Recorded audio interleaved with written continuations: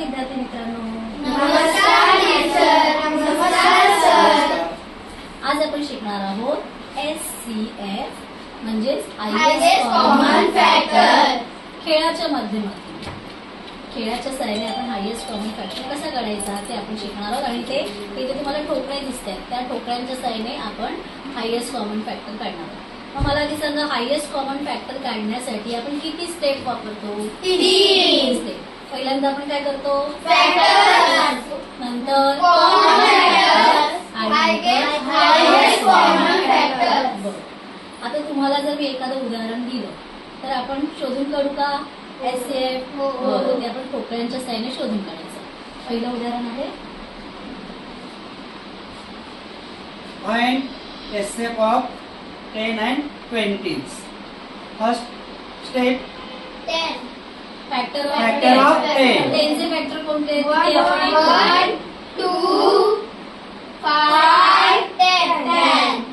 म्हणजे हे झाले 10 चे फॅक्टर्स. दूसरा नंबर आता 20. 20 वेगळ्या factor. रंगाने दाखवा ते. 1, 2, 4, 5, 10, 20. बरोबर आहे? अजून नाही आहेत ना? नाही. बरोबर. मग आता दोन्ही संख्यांचे फॅक्टर असलेल्या किती संख्या इथे आहेत? 4. कोणते? 1, 2, 5, 10. म्हणजे दोघांमध्ये इथे आहेत म्हणून त्याला आपण काय म्हणतो? Common factor. मग ह्या दोन आहेत ते आपण बाजूला काढल्या, म्हणजे 4 कॉमन फॅक्टर झाले. आपण काय काढतोय? Highest common factor. हायेस्ट म्हणजे काय? मोठा. सगळ्यात मोठा. मग या 1, 2, 5, 10 मध्ये सगळ्यात मोठा कोणता? 10. म्हणजेच आपला 10 आणि 20 चा SCF किती आला? 10. 10. आता आणखी एक करणार का तुम्ही? हो. सध्या अजून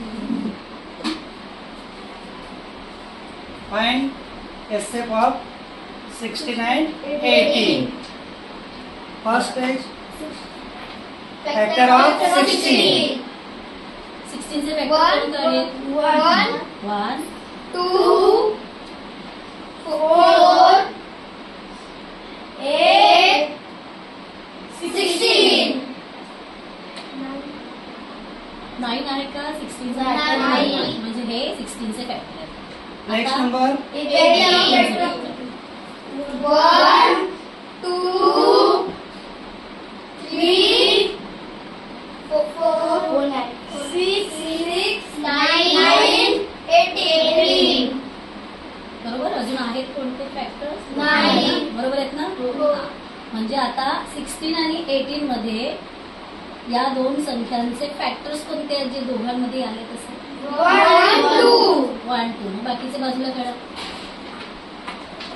मग आपल्याला काढायचंय काय? SCF highest common factor. 1 आणि 2 मध्ये हायेस्ट कोण आहे? 2. म्हणजेच 2 हा काय झाला? 16 आणि 18 चा SCF. समजले? हो. म्हणजे खेळाच्या माध्यमातून आपण अशा प्रकारे SCF काढू शकतो. समजलं? हो. थँक्यू.